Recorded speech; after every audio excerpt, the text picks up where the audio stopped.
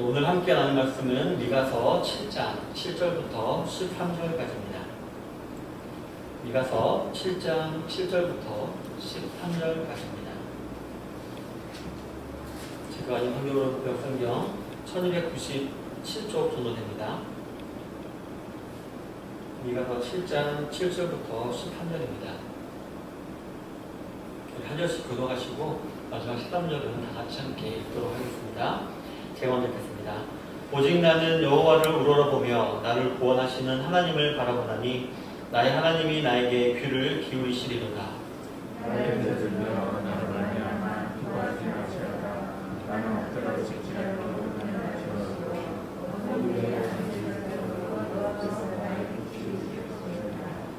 내가 여호와께 범죄하였으니 그의 진노를 당하려니와 마침내 주께서 나를 위하여 논쟁하시고 심판하시며 주께서 나를 인도하사 광명에 이르게 하시리니 내가 그의 공의를 보리로다.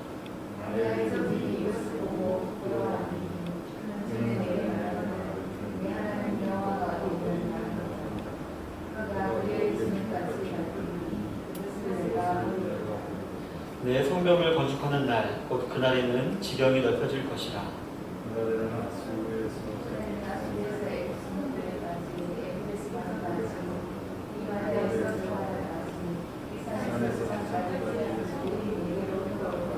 읽겠습니다. 그 땅은 그 주민의 행위의 열매로 말미암아 황폐하리로다. 아멘. 오늘은 본문을 중심으로 해서 나를 구원하시는 하나님, 나를 구원하시는 하나님이라는 제목을 가지고 하나님 말씀을 나누기를 원합니다. 지난 시간 우리는 하나님이 원하시는 것을 온전히 행하야 함을 우리가 알아보았습니다. 그것을 우리가 완전한 지혜라고 하는데요. 근데 완전한 지혜를 소유하기 위해서도 우리가 유의할 것이 있음을 우리가 알아보았습니다. 바로 사람을 의지하지 아니하고 오직 하나님 한 분만 의지한다는 것을 알아보았습니다. 즉 우리 성도들은 세상 일들은 물론 우리를 향한 하나님의 뜻을 행하려고 할 때에도 오직 하나님이 공급하시는 힘으로만 행해야 함을 우리가 알아보았던 것이었습니다. 왜냐하면 우리 사람들 가운데에는 믿을 만한 존재가 한 명도 없기 때문이었습니다. 또한 우리 인간들 가운데는 하나님의 일을 행하기에 능한 자도 한 명도 없기 때문이었습니다. 우리 사람은 자기 자신을 무한히 신뢰하는 경향이 있어서 자신은 남들과 다르게 좀 더 선한 힘과 능력이 있을 것이라고 착각을 하지만 자기 자신뿐만 아니라 주위의 그 어떤 사람도 자신의 의지와 힘으로 하나님의 일을 할 수 있는 사람은 아무도 없다라는 것을 우리가 알아본 것입니다. 비단 그것이 아무리 하나님의 일인 것처럼 보여도 만약 하나님을 의존 없이 자신의 힘으로만 하려고 했다가는 결국 그것은 죄가 된다는 것도 우리가 알아보았습니다. 그렇기 때문에 저와 여러분들은 오직 여호와 하나님만을 우러러보며 기도와 감사를 통해 하나님으로부터 지혜와 능력을 공급받아 그 힘으로 하나님의 일을 잘 감당해야 함을 우리가 알아보았습니다. 이러함으로 우리는 이생과 내생에 있는 완전한 지혜를 소유하게 될 함도 우리가 알아보았습니다. 성도 여러분, 본문 7절에 보면 오직 나는 여호와를 우러러보며 나를 구원하시는 하나님을 바라보나니 나의 하나님이 나에게 귀를 기울이시리로다 라고 기록하고 있습니다. 하나님께서는 이처럼 오직 여호와 하나님 한 분만을 의뢰하며 기도하고 감사함으로 이를 감당하려 하는 자를 향하여서는 그 기도와 감사를 들으시고 응답해 주신다라는 것입니다. 그런데 이 본문 7절 마지막 부분에 기록되어 있는 귀를 기울이시리로다 라는 말씀이 조금 의미심장합니다. 물론 현재 우리 개역개정 성경에 보면은 귀를 기울이신다 이것이 뭐가 의미심장하냐라고 생각할 수 있지만 예전 성경에 보면은 이게 귀를 기울이시리로다가 아니라 나를 들으시리로다라고 기록이 되어 있습니다. 그리고 영어 성경에서도 보면 God will hear me라고 되어 있습니다. 하나님께서 나를 들으실 것이다 라고 되어 있는 것입니다. 즉 하나님께서는 저와 여러분들의 생각이나 말을 들으신다는 것이 아니라 우리가 아무리 말을 그렇게 했더라도 실제로 어떻게 행하시는가 그것을 하나님께서는 보신다라는 것입니다. 그리고 그걸 보시고 응답하신다라는 것입니다. 따라서 저와 여러분들은 단지 생각으로나 말로만이 아니라 실제 삶 가운데 하나님만을 의지하는 실천적인 신앙이 있을 때 하나님께서는 그 모습을 보시고 응답을 하신다라는 것입니다.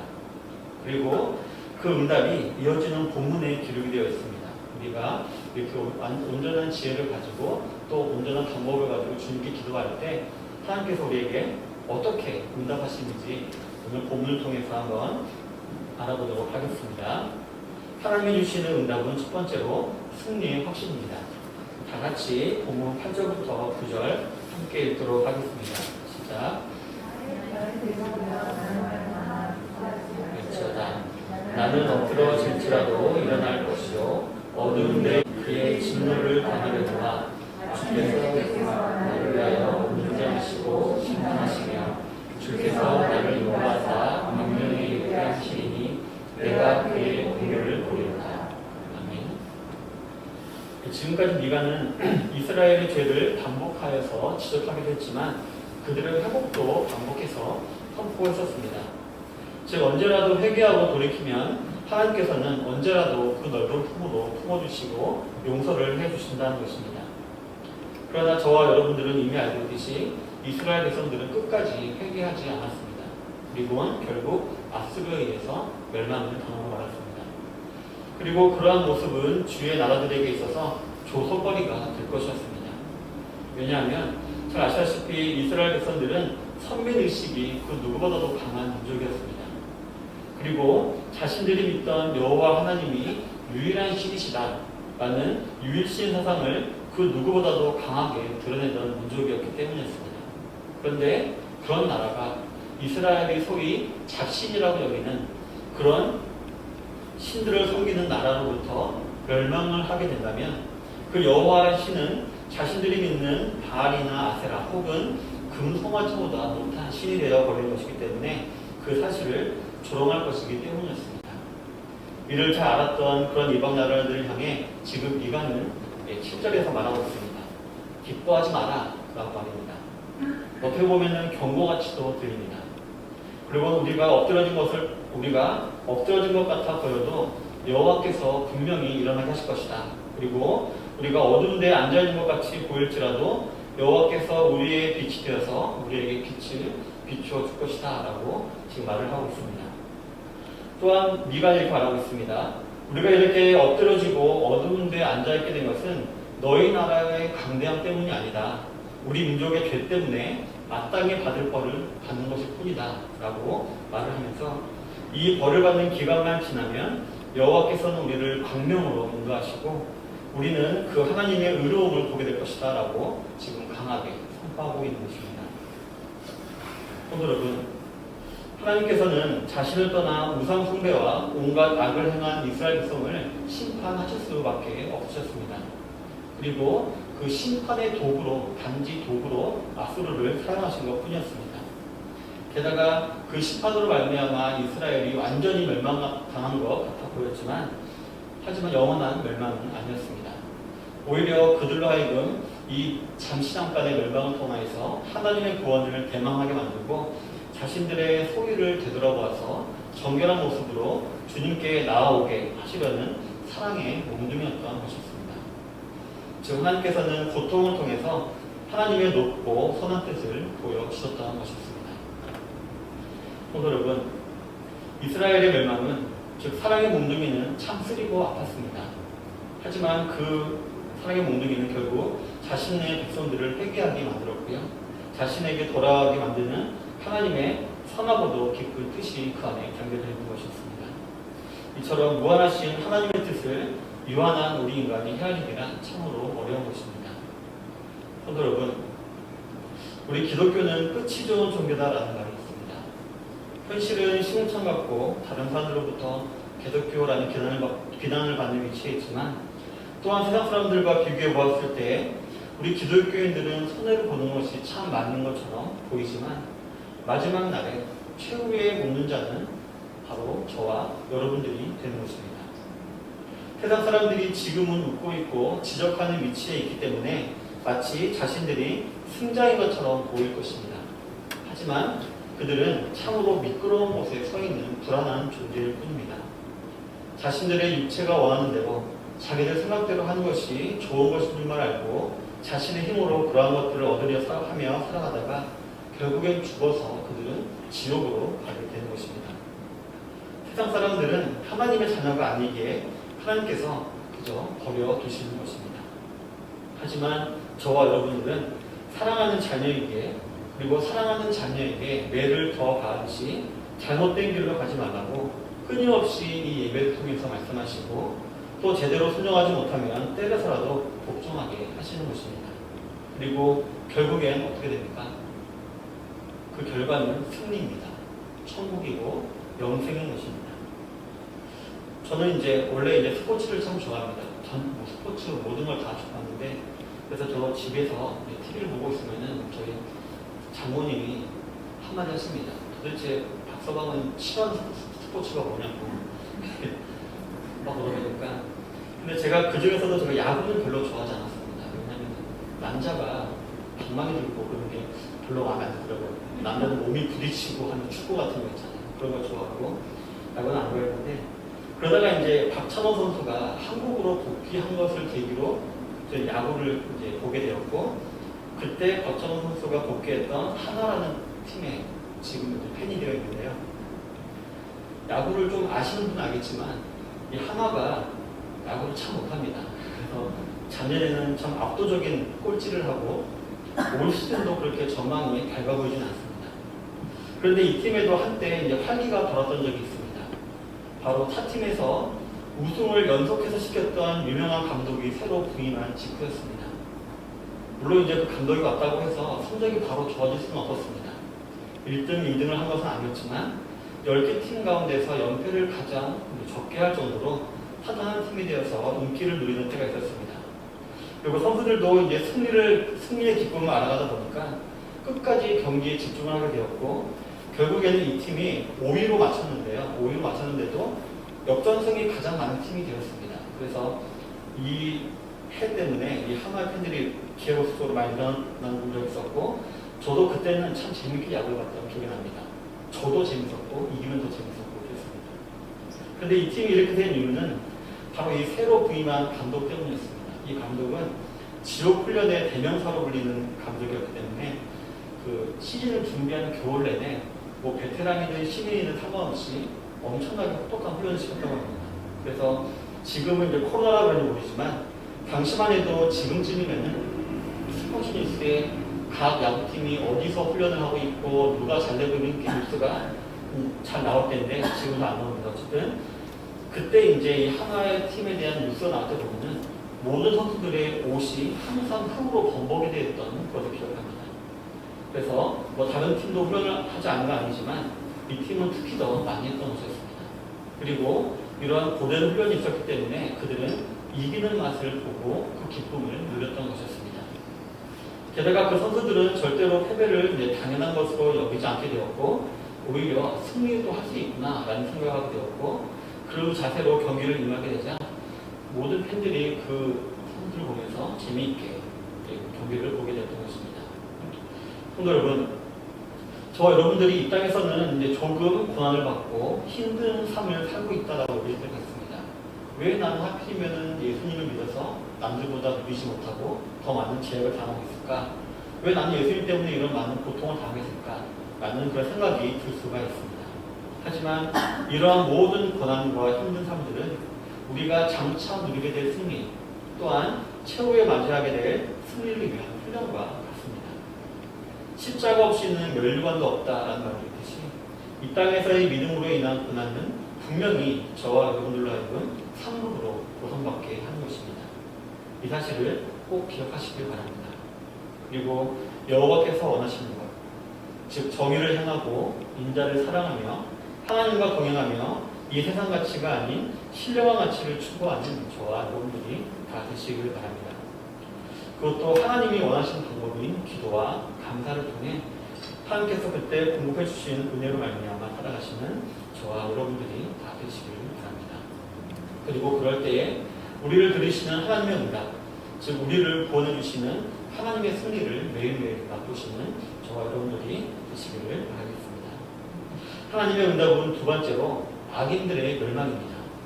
우리만 승리하고 악인들은 그냥 그대로 있는 것이 아니라 그들은 멸망한다는 것입니다. 본문 10절을 한번 다 같이 읽도록 하겠습니다. 시작. 나의 대적이 이것을 보고 부끄러워하리니 그는 전에 내게 말하기를 내 하나님 여호와가 어디 있느냐 하던 자라.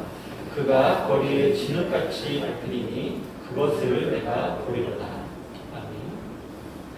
이처럼 하나님께서는 자신의 백성들에게 결국 너희들은 승리할 것이다 라는 확신을 주실 뿐만 아니라 어떤 대상으로부터 너희들이 승리하게 됐는지에 대해서도 우리에게 알려주십니다.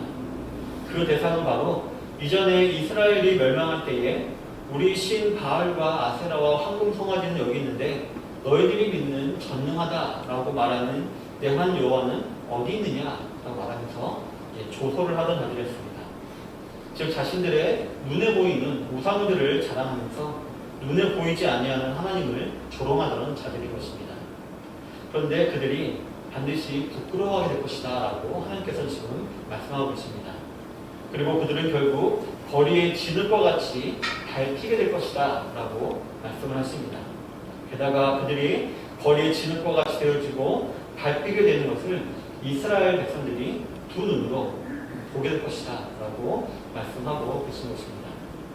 하나님과 하나님의 백성을 조롱하던 악인들은 반드시 멸망하고야 마는 것입니다.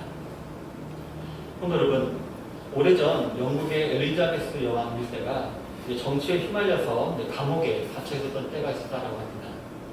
그때 그 엘리자베스 여왕은 너무나 낙심한 나머지 매일 아침 자신에게 우유를 배달해주던 하늘을 보고는 이렇게 말했다고 합니다.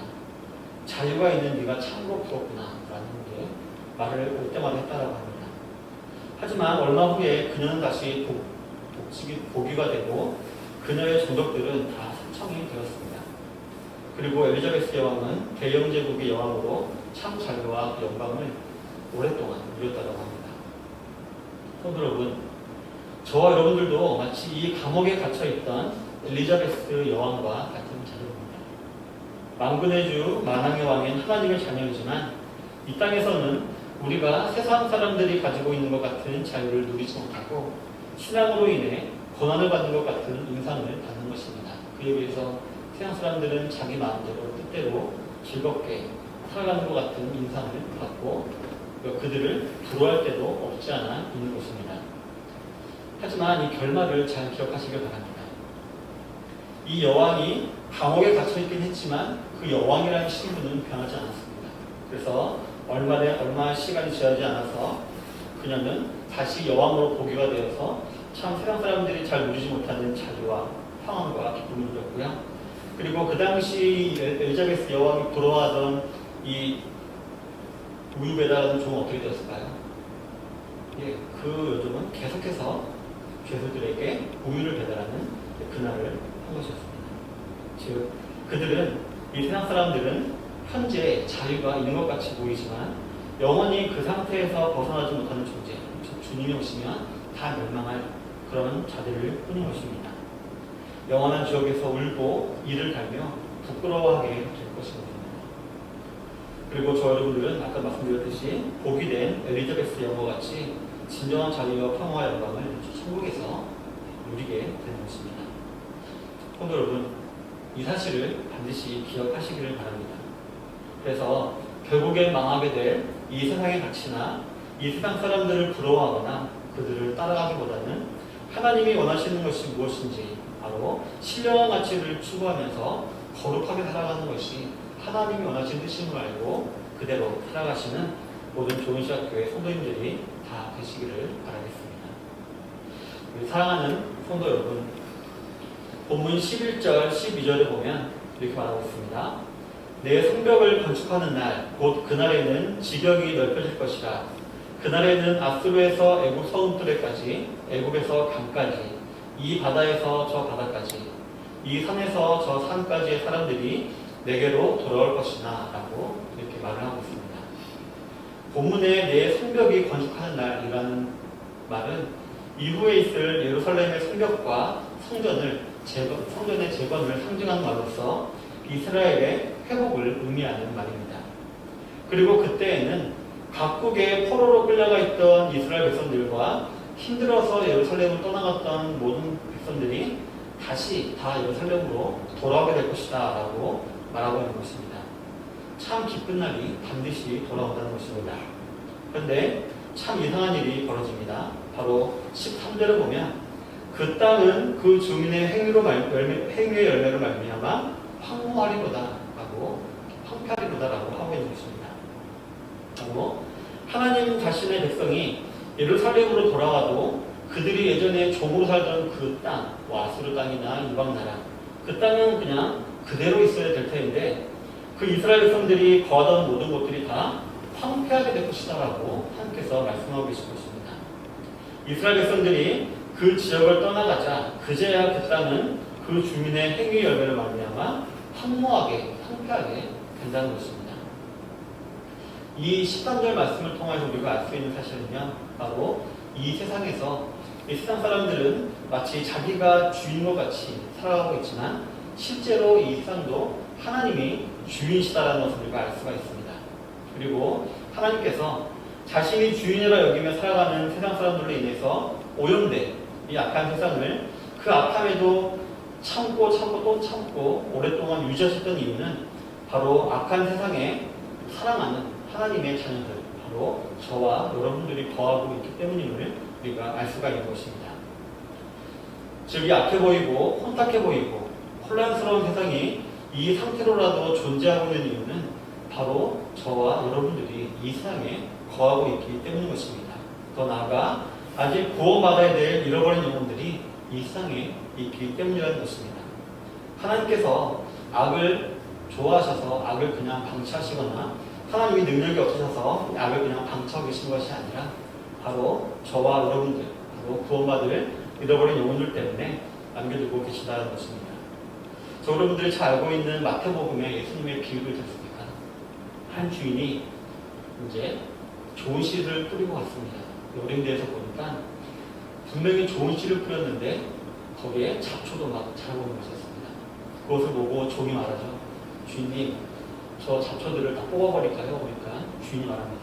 그러지 말아라. 괜히 잡초 뽑다가 열매까지, 알고까지 자를 수 있으니 놔둬라. 어차피 나중에 추수날이 있다. 추수날에 그때 다 추수해서 알곡은 알곡대로, 축적이대로 거두면 된다라고 말씀하셨던 예수님의 비유를 통해서 알 수 있듯이 하나님께서 이 악한 세상을 지금도 유지하시는 이유는 바로 저와 여러분들이 이 땅에 여전히 거하고 있기 때문인 것입니다. 하지만 하나님께서 그 성벽을 건축하시는 날, 즉 주님이 다시 오시는 그날, 열방의 모든 하나님 백성들은 주님께 나오게 될 것이고 그들은 영원한 예루살렘인 천국으로 올라가게 될 것입니다. 그리고 하나님의 백성이 없는 이 세상은 그 죄로 인해서 황폐하게 되는 것입니다. 계시록에 나와 있듯이 그 모든 체질이 불에 녹아 없어지게 되는 것입니다.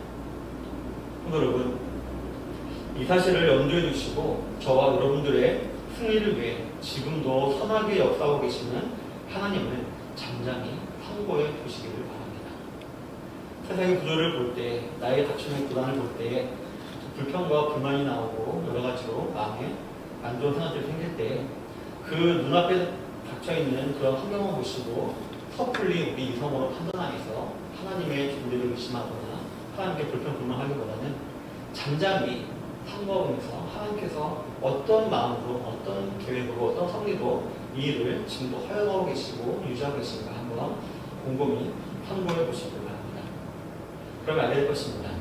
어둠이 짙어지면 아침이 가까워오듯이 이런 것이 많을수록 하나님께서, 즉 예수님께서 재림하실 날이 더 가까이 오고 있다는 것이고 저 여러분들이 인내할 날이 얼마 남지 않았다는 것입니다.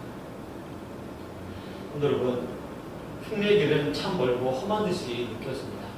하지만 여전히 살아계셔서 저와 여러분들을 보호하고 계신 하나님을 단단히 묵상하시는 성도님들이 되시길 바랍니다.